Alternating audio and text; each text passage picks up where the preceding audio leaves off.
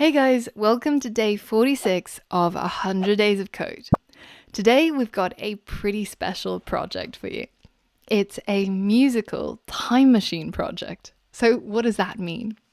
Well, recently I received a mixtape from a friend, and the mixtape contained all of the top songs from the period of time when we went to school together.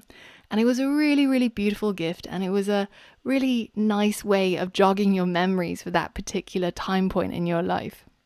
This got me thinking, and I thought about how music can take you back into a particular time in your life, as if it just transported you.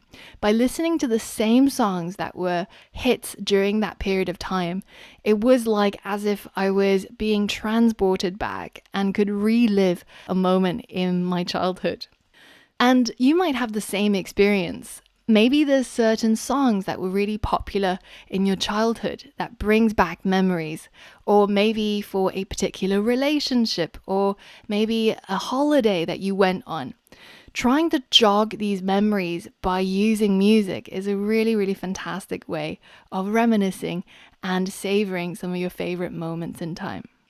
So what we're going to be building today is a Python time machine. Not the sort of time machine that might take a human back in time, but it will go back in time to find the music that was in the top 100 charts that was being played all over the radio so that you can relive that period of time once more through music.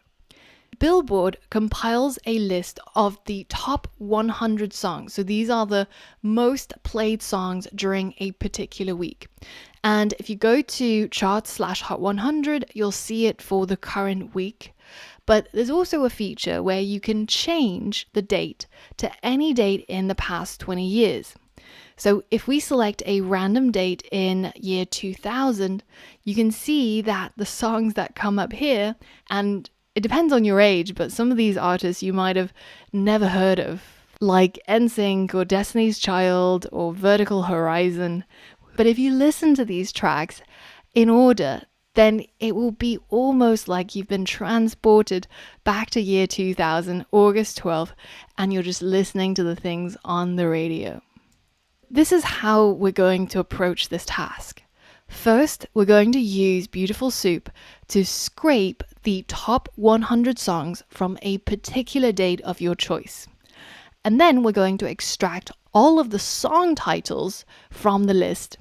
And then we're going to use the Spotify API to create a new playlist for that particular date. And we're going to search through Spotify for each of the songs and add those songs to our new playlist.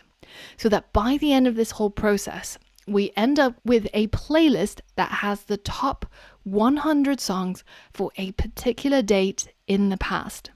So if you've got an anniversary coming up or a birthday coming up, this might just be the perfect present, where you create a playlist of the top 100 songs that was playing on the day that you met your wife or your husband, or maybe when you started a friendship or started a new job, and you can send them this playlist as your gift to jog their memories and remind them of that date in the past.